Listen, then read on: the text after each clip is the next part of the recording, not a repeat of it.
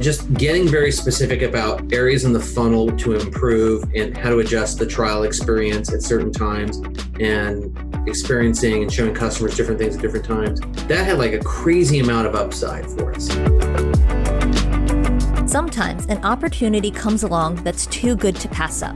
For Matt Hulett, that happened when a friend approached him about a job at Rosetta Stone. The famous language learning company was stuck in the analog world, and they wanted Matt to be the guy to bring them into the digital future.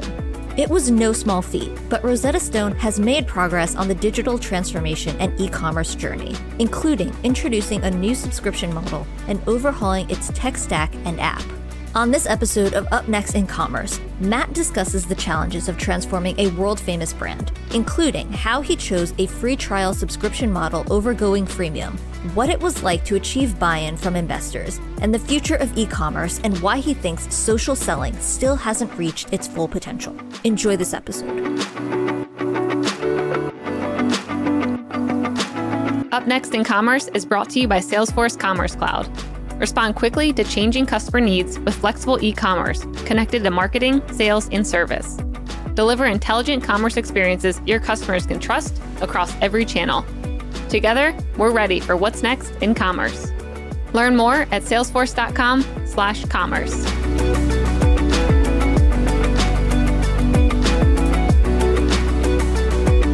Welcome back to Up Next in Commerce. This is Stephanie Postles, co-founder of Mission.org and your host. Today, we're going on a digital transformation journey with Matt Hulett.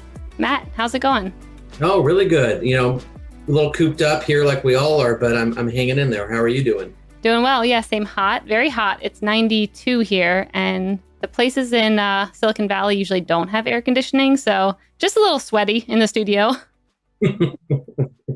So I must admit, I have not checked in on Rosetta Stone in a while, and when I started browsing through your guys' website, I was like, whoa, you all have come a long way from CD-ROMs and everything that I was used to when I was growing up and thought of Rosetta Stone. So I would love to hear a little bit about what brought you to Rosetta Stone and your background before you joined.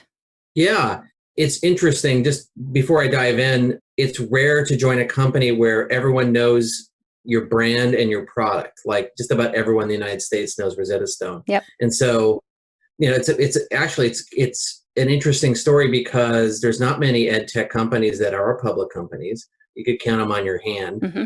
And the company has been a public company for over 10 years. It's been around for 27 years. Wow.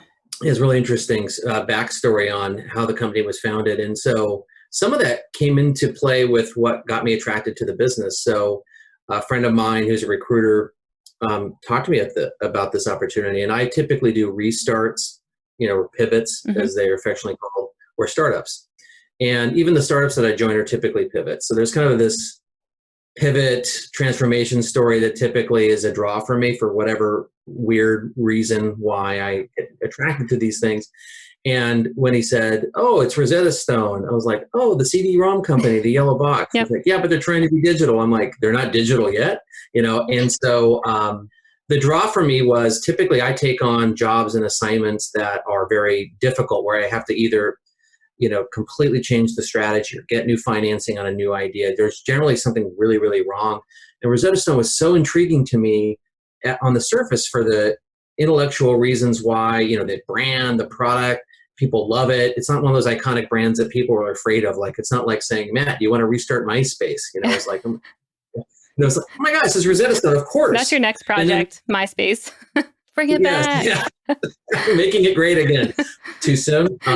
But what personally drew me, that's kind of the intellectual business level. What personally drew me into the company was and is the fact that I'm dyslexic, and a third of the revenue for Rosetta Stone is actually one of the fastest growing. We sell software into K-12 schools, primarily in the United States, that help kids learn how to read, better learn how to read, which is a problem I've seen my own youngest son struggle with his dyslexia as well. And so on a personal level, it's very emotional. And when you can kind of tie that emotional tie to a company, to its mission and vision, it's really intriguing. So it's been one of the best career decisions I've ever made. Yeah, that's great. Were there any universal truths that you discovered as you were kind of pivoting from different companies and trying out different roles and turning them around? Was there anything like, universal truths that you saw while doing that? Oh, it's a great question. Yeah, a couple things. One is it's so crazy to me when I step into a company how basically from week one, maybe day one, no one really understands how the business works, like truly understands it. Like the key insight, like what makes the business special, Mhm. what can you do to apply capital or a time or attention to improve your strategy or your outcomes. It's so weird when you go into a business that's operating, and maybe these are the only businesses I look at where it's not quite tight. Mhm. The insight around the strategy and what makes the kind of the economic engine run. I think that's the biggest one that I see off the top of my head. Yeah, that's interesting. I can definitely see a lot of companies struggling that, especially as they grow bigger and they have many business units and everyone's kind of chasing a different, path. I can see people losing sight of what's important and what's actually, driving this business like you're talking about and making it profitable, or, maybe it's not, but it's, like the loss leader or something that we still need. So yeah, that's really interesting. Mhm. So when you joined Rosetta Stone, it hadn't been digital. I mean, only a few years, right? I think it stopped. Maybe it didn't stop doing CDs, but it went online, wasn't it, in 2013? Yeah, and I would say it was like half digital. What that means is we were selling one of the most expensive products in the App Store Hmm. time, and we didn't really have the concept of like really effective sales funnels, a well thought out pricing and packaging strategy based on the type of customers that we're going after. We didn't have a lot of mobile native features and capabilities, so I would say it was kind of a port of the CD product in a mobile environment, and that was kind of the approach. Also, the approach was really not to focus on the consumer business. So not only did we make this business model digital transformation move, but also when I came into the business, the big focus was for the language side of the business was to focus on enterprise customers. Hmm. I thought that was actually the wrong move because enterprise is difficult. It's a smaller market, yet consumer is where everyone knows Rosetta Stone. Everyone likes the product. They actually remember the CD products in many cases and want to use them again, but they want to use them on your phone. So I thought, well, heck, if everyone knows who I am from a brand awareness perspective, I'll have an easier time deploying less capital against the consumer space Hmm. and the enterprise space. So there was not only just a business model shift, but also a strategy shift. Got it. Did you end up sticking with that business model shift to focus on enterprises, or did you kind of make it a mix of 50-50? Oh, good question. So it is about 50-50 today, although consumers now growing fast. I mean, we're a public company, so I can only speak to our public company numbers, but in Q4 of last year, we grew the consumer business about 20% year over year. And this is from a business that was growing at single digit. Hmm. And then our last reporting earnings quarter, we grew the consumer business around 40% year over year. Wow. And the enterprise business has struggled more primarily because of the C-19 impacts this year, because obviously we're in a never before seen macroeconomic headwind. Hmm. But generally it's the right decision to make. And I view the enterprise business as more of an extension of what we want to do for all adult learners versus creating it as a separate entity. That's a long way to answer, say, consumer turned out to be the right move. It was not clear when I joined the company that even joining Rosetta Stone was a smart move. I had a lot of folks that I know, acquaintances more so than friends, say, good luck. Hmm. There's a lot of fear on this company. And I just think it's just a really exciting problem. And it's a huge, sorry to keep going because I've had maybe 80 cups of coffee today. I'm from Seattle. No, keep it up. But, it's like the two big verticals that are the most expensive that increase their prices to consumers over the last 50 years are healthcare and education, and they have the lowest penetration of digital. And I'm like, well, those are hard problems to solve. Yeah. Why wouldn't you want to be involved? So anyways, I think it's really fun. Yeah, no, that's fascinating. So when you came in, what were expectations for your role? Like, what did people want you to do? Did you have a 90-day plan? How did that look?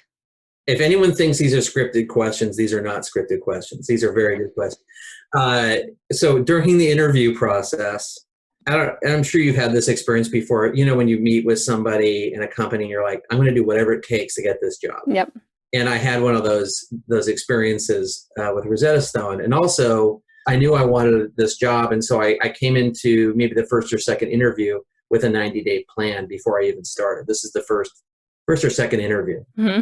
And the 90-day plan did change slightly because then I knew a little something, but I had done enough of these transformation projects, these pivots, where I knew there's these basic building blocks in a format. I have kind of a toolbox of things that I do that really didn't change. The inevitable strategy, didn't know before I started. I didn't know the team members, were they the right fit or not. I didn't know any of that, but the basic building blocks I definitely put together. Got it. So what was on your roadmap? Did you have to think about how to, re-platform to support, your commerce journey and, shifting into enterprise and then consumer? Like what was on that plan that you laid out? Yeah. And I kind of learned some of this years ago when I sometimes I think my best work, I can't speak for you or anybody else, but my best work is when I'm completely ignorant of the challenges in front of me. And so when I was younger, I worked we sold our company to Macromedia, and they had a division called Shockwave. And Macromedia at that point was not bought by Adobe. And this is Web 1.0 bubble, so I'm dating myself, which is not legal in Washington State. Oh gosh. And these jokes are all... You're going to get us in trouble. I know. And so we stepped back, went through that experience, and I learned a lot from the Macromedia Adobe kind of M&A folks about how to approach a problem. And that, plus some other work experience over time, really got me to the point of thinking through things from, I call it the insight, the math, and the heart. And no one framed it that way to me, but that's kind of how I framed it. And so when I think about the insight, I think about the addressable market, the position that we are in the marketplace. So suppliers, demand, competitors. Then I think about, what value are we driving to consumers? What value are you driving to your suppliers, if you have them? And then what are the decisions you're going to make based on the strategy that you're laying out for the best outcome? So do you want to grow market share? Do you want to grow revenue share? Do you not have enough capital? Do you actually need to raise capital and buy companies in order to get, size and scale, if that's the outcome? So it's kind of a process that I've done over time. And then once you figure all that out, and it takes a while, maybe 90 days, maybe a little bit more, then it's really like, how do you put a process together? And dashboard's a little trite, but how do you actually run the business so you understand what things are working, the unit economics, what key levers of the business are you looking at, and then figure out an organization to support that, and then you find the right team. And it sounds kind of exhaustive in terms of an answer, but I think too many people come into situations and they say, okay, I started this job, I got to restart it. What's my team look like? And it's always, I think, the tail wagging the proverbial pivot dog. You can find startup people that are good at startups, and sometimes you find startup people that are good at later stage. You can find every dynamic possible, but until you do the work on, I need this type of person for this type of growth stage, it's the right person at the right time. If you don't do the work up front, then you end up having a team that isn't the right team for the outcome that you want. Yep. Yeah, I've heard, I forget who said that startup advice, where a lot of startups, especially around here, are looking to hire that VIP level person you have to pay a bunch of money to. And someone was making the point of like, well, will they help you right now where you're at? And it's okay to kind of grow out of people, but it's not okay to, hire someone who's way above that actually can't get their hands dirty and do the work of what needs to be done right now. That's right. There's lots of people who have different approaches. I actually like to be pretty data driven in terms of how I think about people. So I use employee satisfaction studies, and I use, personality profile tests. And obviously you're not trying to hopefully no one's applying an AI filter and looking at my reactions on this live video, but you can go overboard with data, but I do feel like you need to get the right alchemy down for your team. Yep. I've made mistakes where you have that senior person that doesn't want to get their hands dirty when you're like, look, I'm in build mode, I'm painting the fence, and I'm the CEO and I'm painting the fence. And then I'm talking to the neighbors and driving the Uber, it's the alchemy of that is hard to do, but that's a long-winded answer to say there's a process. And I think it's figuring out what's special about your company. How do you improve it? How do you run it? How do the inputs become the outputs? And then what team is required for that? Got it. Yeah. Very cool. So with the company having to shift as they did to, go online and create mobile experiences, What kind of challenges did you see come up when you guys were going through that shift? Yeah, so there's multiple. So I always think about kind of the four constituents in most businesses. It's investors, it's customers, it's your internal employees, and society. Not in that order. Mm-hmm. And the order depends on lots of different things. And so when I kind of check down all those boxes, I think the big one, the first one I'd pick is investors, because you're having to explain, a model where the CD's purchased up front, it's very expensive, versus you don't get all the revenue up front. You amortize that revenue and recognize it over 12, 24, whatever, in terms of the span of the subscription. So it's a change in terms of how you're reporting revenue, and explaining that in a consistent way, explaining the new metrics of subscription is challenge one. I think from an investor perspective, explaining why we have a language business, the Lexia business that I mentioned that focuses on literacy, is a 20 to 25% growth business. It's growing pretty nicely, and language was declining. So then explaining to investors, why do you still have this business, and why are you changing the direction from enterprise to consumer? Mm-hmm. I think for employees, I always like to think through the employee piece. So you get the employee piece right, you can do anything. And so getting the employees reason to believe. I was the first president to actually run the language business. It had multiple owners of the P&L. And I was the first person, probably since the CEO. We had one CEO that started Rosetta Stone and took it public 10 plus years ago. I was the first single leader in a while. So creating a reason to believe, a compelling vision, mission, and culture. And then when I think through kind of the customer piece, it wasn't as hard, to be honest, because there was so much brand equity that was good brand equity, that doing little bit of things in a way that was kind of planful and data-driven actually generated a lot of great outpouring of support. So the customer side of what we were doing wasn't as difficult as I would have thought. And we also had an enterprise business that had already integrated things like digital tutoring with the software and demanding Fortune 500 companies. So there was some DNA in the company where we knew, boy, you kind of earn every interaction with every interaction. So that was that piece. And then, later I started building more hooks into society as part of that. And so I kind of view it as a self-fulfilling positive effect of, you take care of your employees, they take care of your customers, the investors get great outcomes, and society benefits, and you keep kind of turning this crank, and you start getting much more reflective about it.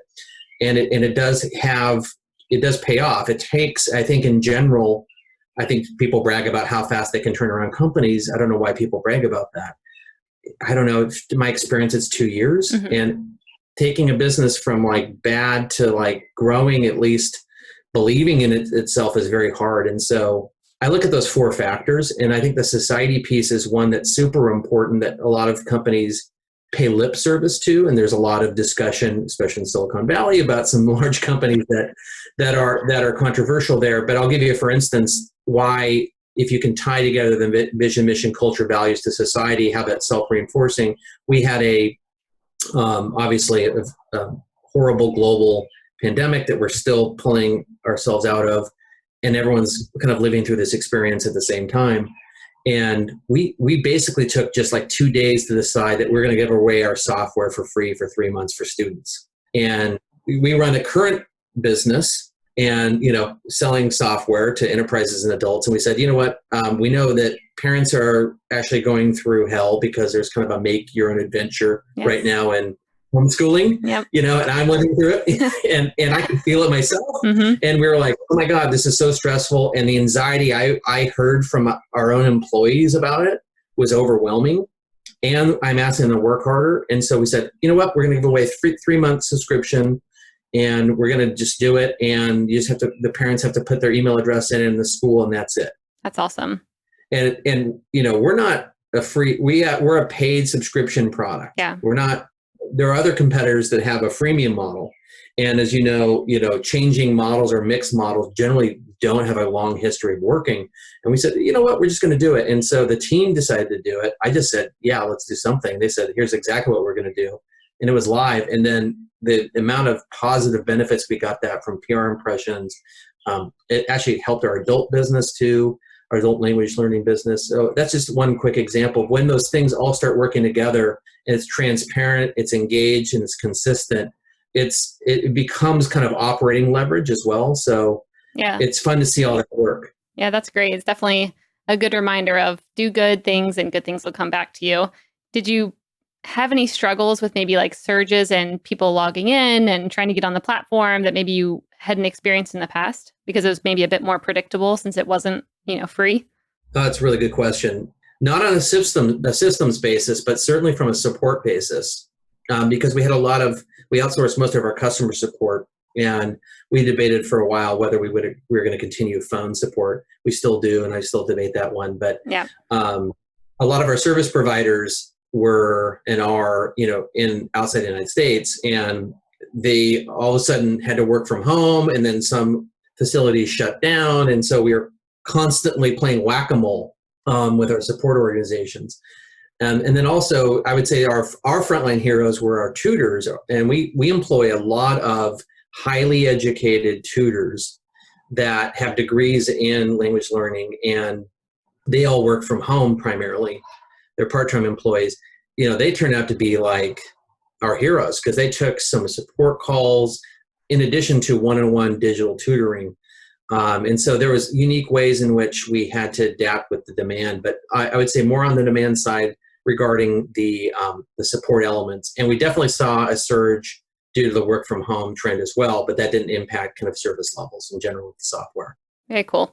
Yeah, I could see it being a bit tricky to develop and maintain a platform that has so many different layers to the business. I'm thinking about, the enterprises who are going on there and buying seats for employees. And then I'm thinking about the schools going on there for students. And then the individual consumer like me, who's maybe like, hey, I'm going to Italy and I want to learn Italian. I don't know.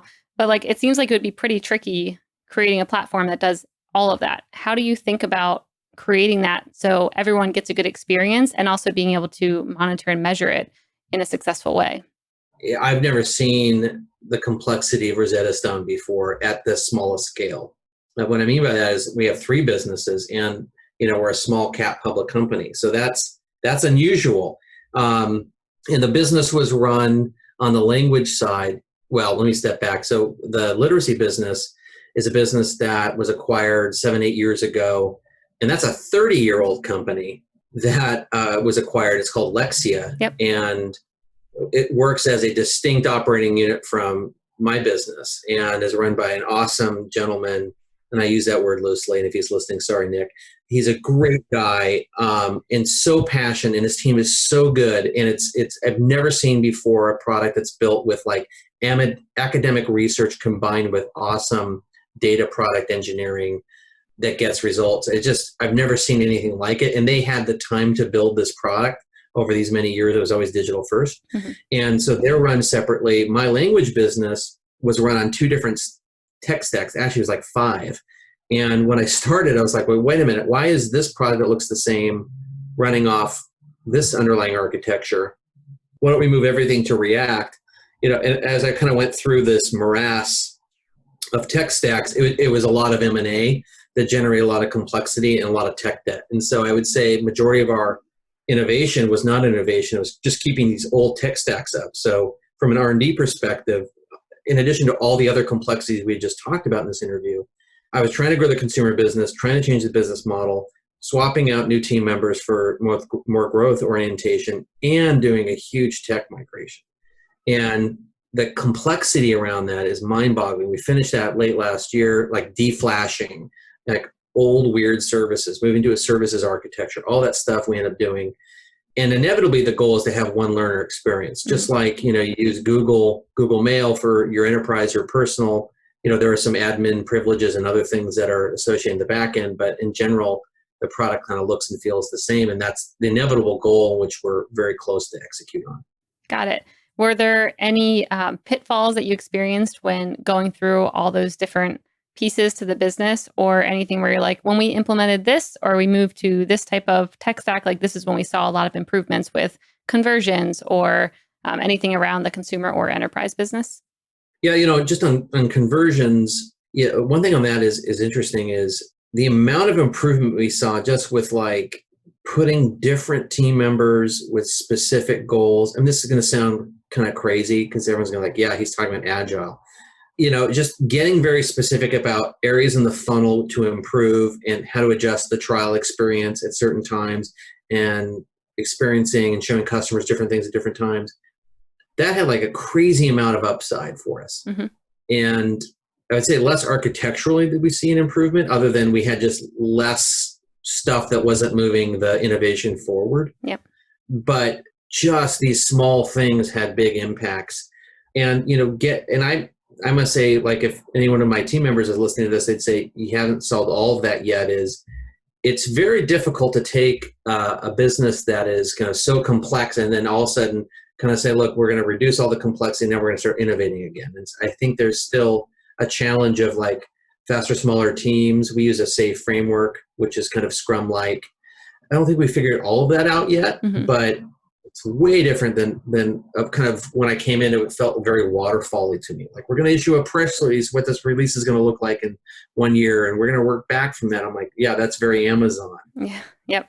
I'm like, well, how do you even know if this is the right thing if you don't have any customer insight? So there was a whole evolution of trying things, validating them, making sure that you're deploying enough capital against it, make sure it gets a fair shake, but not too much where you're in over your head. And we've had some public black eyes on some of our tests, and I don't care. Mm-hmm.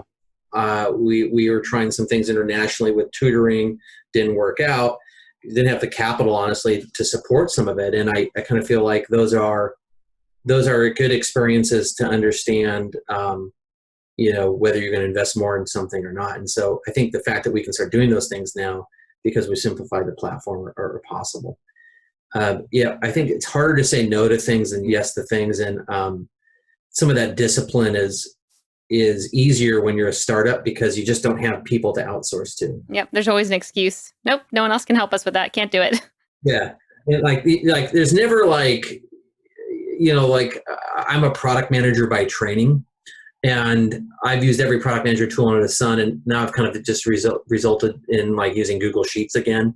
And, when I'm trying to triage like epics and themes and stories, and I still like to, play around with those types of planning elements, I just always look at all these people and these points available. And I'm like, you guys have no idea the luxury we have. I'm sure they like hearing that.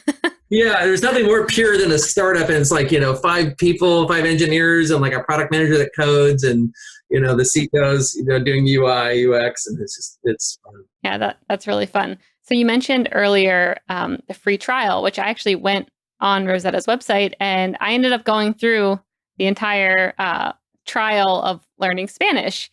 How did you all think about creating that free trial and actually convincing people to do it? Because a lot of times I think I would see something like that and I'd be like, oh, that's too much time. And, I don't want to start that process right now.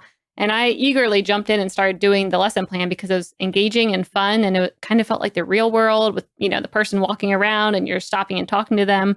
How did you think about creating that so it actually converted users into paying customers?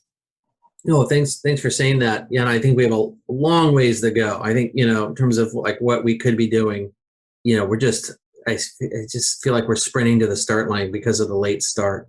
But I think the core piece is for most companies when they think about like what business do you want to be in, a lot of people default to like whatever their venture capitalists said they should do from their other companies they manage, or mm-hmm. whether they read on TechCrunch or whatever, or listen to on this program, is I think you have to be very specific once you've figured out like the approach to the product that you're going after. Like, are you going to be freemium? Are you going to be paid trial? Or are you going to be, for lack of a better term, I call it forced trial or upfront trial? And there's elements of this that change. There's kind of nuances, because that's more of a nuanced discussion is, the freemium players in the language space, for instance, would be Duolingo. How do you get the most amount of MAUs, monthly active users, and get enough of them to convert? Or, the Spotify example. And you're using basically CapEx as CAC. You're using your R&D to drive users and usage. And that's kind of, that Slack-like. Slack's slightly different, obviously. Then the paid trial is, well, I have enough of something that's good that I want a lot of people to use it, but I want the conversion to be pretty good.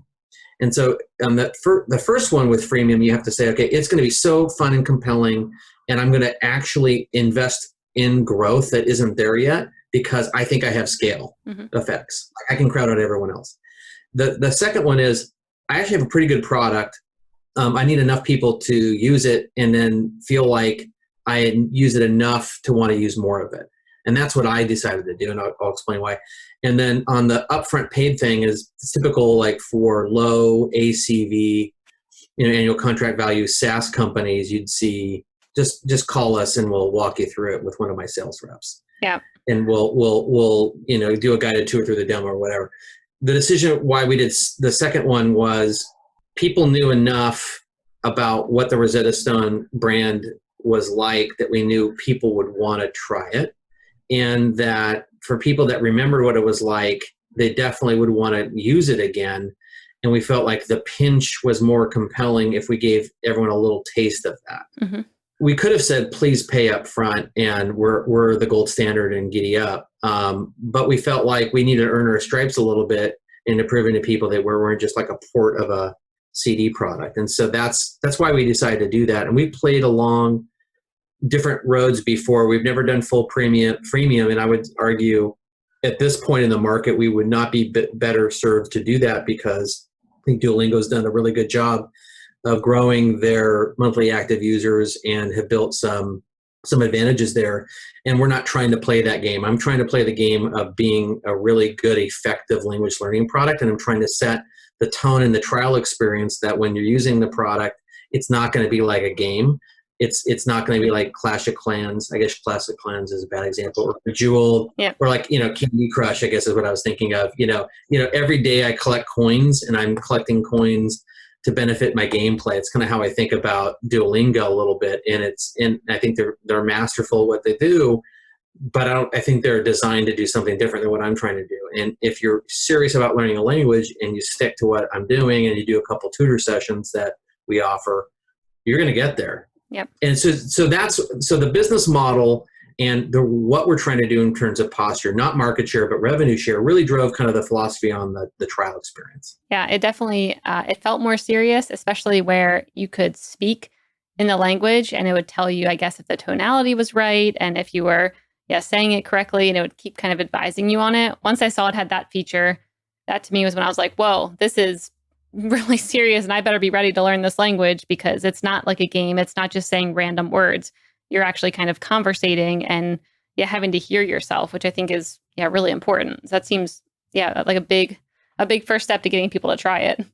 It's an interesting observation, because we are very oral first in our pedagogy. We want people to engage with the product, and speaking is actually just in general a really good way to learn, and then the key outcome of speaking well is not sounding stupid.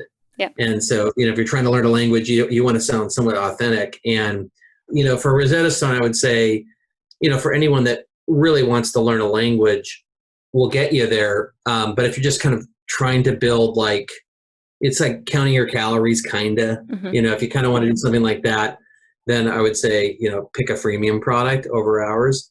And, it's not like super intense, scary, but it's like, you better like do your lessons before you do your group tutoring session. Yeah, no, that's great to incentivize people. Like, you're paying for this, you might as well get the best out of it. So one thing I was thinking when I was interacting with the free trial was, wow, this would be really cool if there was like a virtual world where you could be walking around and talking to other students who are learning. Are you all thinking about any technologies like that to implement, or is there anything on your radar where you're like, we're moving in this direction or plan on trying this tech out or this digital platform out? Yeah, we've played with VR in the past. I've been kind of like bearish every time someone says, let's go into VR. I'm like, it was a hot word for a while. VR, everything, doesn't matter the problem. Yeah, I know. It's like, and I have a lot of friends. One really good friend who actually has a pretty successful his definition of success, and I think it is honestly successful, VR games company. But like I have a lot of other friends that went into VR that gaming or specialty verticals that just had a hell of a time. Is because there's not enough handsets that are available. What we have dabbled in terms of immersive experience, I think what you're saying is there a way to, since we're immersive, use technology to make it even more immersive? And what I really want to do is enable more AR in our experience. And we have like a little feature called Seek and Speak where you can, it's like almost a sample app where you can use your phone. We use ARKit to kind of do like a treasure hunt for things around objects around your house and incorporate that in like your speech practice. And I always thought that was like a really cool thing for us to expand into. And if we ever get the Apple Visor or some AR, HoloLens or whatever, it would be cool to start interacting with your world around you, not just with translation, but also to see if you can actually interact with folks that are kind of ambient around that experience. Like I personally, and maybe we're going too deep here, but I always thought it'd be cool if like I could visit another country and just decide how much of the spoken language am I going to generate myself? How much am I going to have my device do it? Because I'm not going to spend the time. Yeah. And then like, how can I phone a friend? Like, how could I like have my tutor or like guide integrated into the experience where like, I'm going to sound really authentic if I do this, Mm-hmm. or here's an experience that I could do here. And like, I think the goal for language learning inevitably is different based on where you are in the world. But if you're from the United States or one of, maybe some European countries like the UK, it's kind of like, this is a cool way to get engaged with a culture. If you're not in those countries, learning English primarily is a necessity. And so I think some of these AR ideas that you just mentioned would be really good. And speaking more frequently to other folks that are even not native speakers, but just trying to, generate language is a very good way to teach. We have a product coming out called Rosetta Stone English this summer, like literally like a couple months. And it is a version of Rosetta Stone for EL kids, so English learners, K through 6. And this product is an oral first product. And this blew me away. The stat, if you're trying to teach a kid English primarily from lots of different countries, is written communication. It's like 20% spoken. And so our product is like 70-80% spoken. And so it's just really interesting, like what could you do more that's more immersive using AR or VR? I'm with you. I think there's a lot of cool things you could do. And I think you could enhance the travel experience quite a bit. I think you could enhance like the young learner experience quite a bit. I think there's just so many cool things you could do. Yeah, completely agree. There seems like a lot of opportunities there. So what kind of disruptions do you see coming to the world of e-commerce and online learning? Yeah, it's a weird market. And it's weird because like, depending on what we're talking about in terms of overall commerce, it's like a $6 trillion education market, like $6 trillion. Consumer is probably the largest out of that. And then, obviously there's higher ed, there's middle school, high school, there's elementary, and then there's, adult education. And then where it's coming from, is the consumer paying, is the government paying? And so take all this aside, like less than 10% is digital right now. And I think there's going to be this massive realization because of the C-19 pandemic of everything that I do has to be digital. And it's not that we're replacing teachers, it's how do we integrate digital curriculum and connectivity between the teacher and the student? How do I build a data layer that personalizes that experience? I think that can happen between, language learning. It can happen in lots of different curriculum like reading and writing, and not having a digital enabled kind of curriculum, I think is going to be like, if you don't have a solution for that, if you're an education system, if you're a college, if you're whatever, and if you don't offer these types of products in the future, you're going to go the way of the dodo bird. Mm-hmm. Like, I think like higher education has a wake up call. Like, for sure. J. Crew, I like J. Crew. They're in bankruptcy now. Hertz, I used Hertz. They're in bankruptcy now, and I think there's this massive pull forward right now that's happening because, the product that we've been using in education hasn't changed in like 40, 50 years. It's the same product. Like I could, like, if I like time warp myself from 50 years ago into most classrooms, it would look the same. Yep. Yeah. I've always kind of thought that a disruption was definitely coming around higher education, but this seems to have moved everything forward by many years, and especially around K through 12, where that felt like it would be much harder to change, where colleges, it's like, okay, that one's changing pretty quickly with all the boot camps coming out and, companies not really always requiring degrees, at least in this area.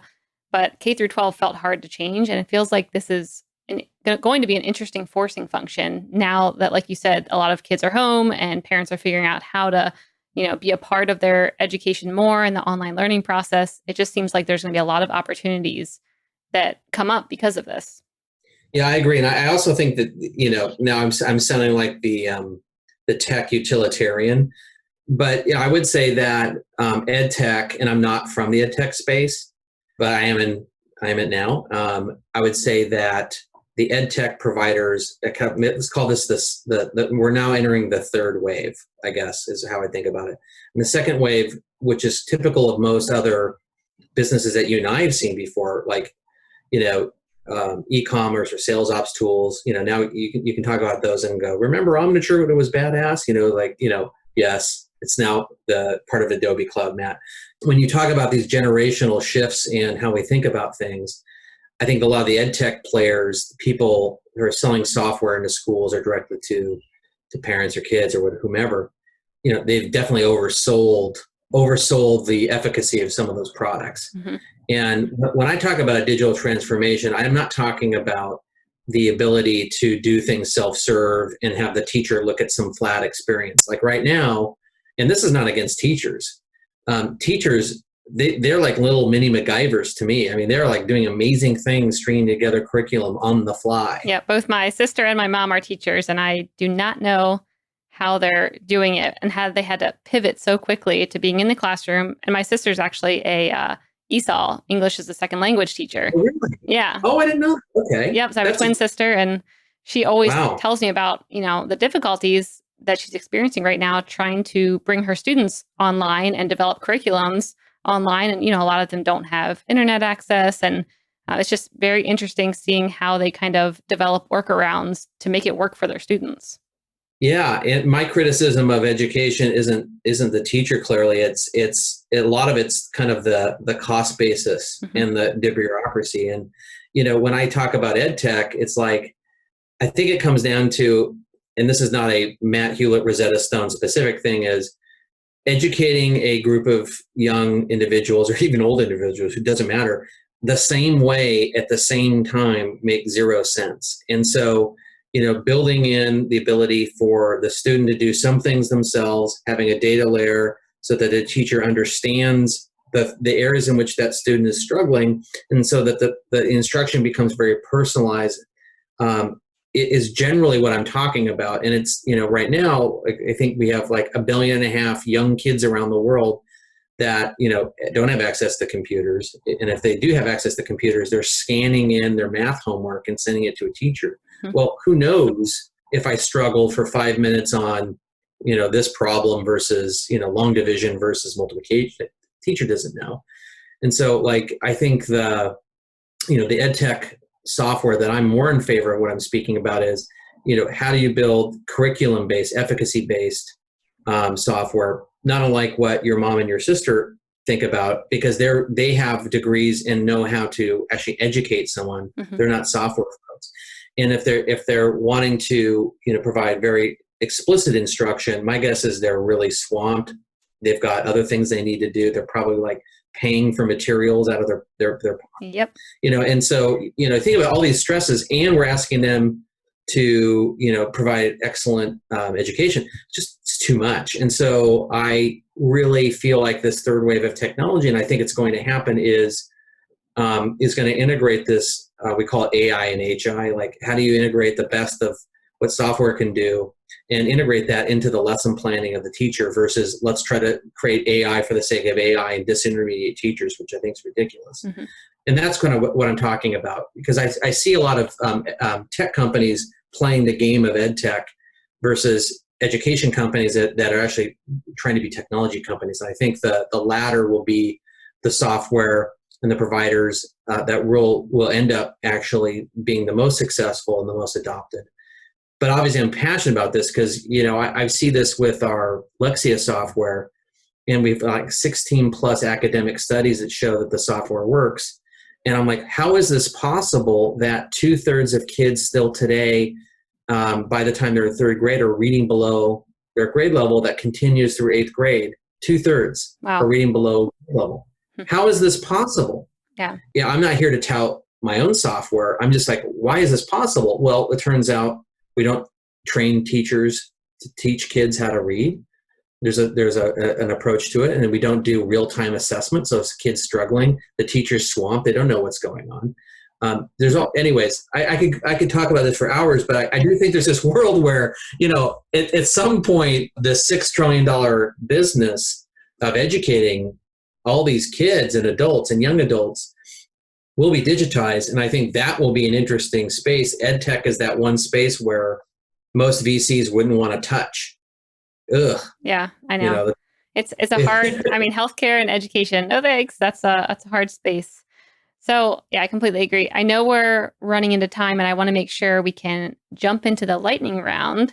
Is there any other high level thoughts that you want to share before we jump into that? No, I think I hit the verbose button when I answered that question, but I didn't realize you have some familiar background on education, which got me going. So yeah, we need a whole other podcast where we can just talk education stuff, and I can have my family be the call-ins, and they can give us a little advice and ideas. All right, so the lightning round, brought to you by our friends at Salesforce Commerce Cloud, is where I ask a few questions, and you have 1 minute or less, Matt, to answer. Are you ready? I'm ready. All right. What's up next on your reading list? Words That Matter. I don't know the author. Cool. What's up next on your Netflix queue? Oh, it's embarrassing. Do I have to say it? Yes, you do. Too Hot to Handle. Oh my gosh. I can't believe you're watching that. I'm judging a little bit, but I've also seen a few episodes. So if you were to choose a company right now to turn around, not Rosetta Stone, some brand new company, not a brand new one, but maybe one that's in the industry right now where you're like, I could jump in and help, what company would you choose? WeWork. Ooh, that'd be an interesting one to try and turn around. All right. Next one. What app are you using on your phone right now that's most helpful?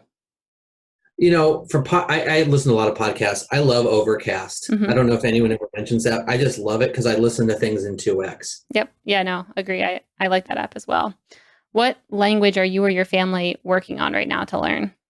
Well, it's funny. I'm kind of barely competent in Spanish. My 16-year-old is actually, I would say, probably intermediate level Spanish. And my 10-year-old is oddly learning Japanese. Ooh, that's great. All right. And the last little bit more difficult question. What's up next for e-commerce professionals? I think to me, it's a lot of the same topics in e-commerce have been discussed for so many years. And I think the interesting one is how do we actually make social commerce really good? And I think I spent a lot of time I'm not serious with it, but playing with like TikTok and Twitch. Mm-hmm. And I think there's some elements to the social selling piece that I think are super interesting that no one's really figured out. And I buy actually a lot of products off Instagram, and it's still too much friction, and it's not quite working right for me. So I think there's some, like, how do you integrate e-com into TikTok in a way that's native to that audience? And I think there's some things there. Oh, that's a good answer. Well, Matt, this has been such a fun interview. Where can people find out more about you and Rosetta Stone? RosettaStone.com for the company, and I'm Matt_Hulett on Twitter. And it was a pleasure to talk to you today. All right, thanks so much. Thank you.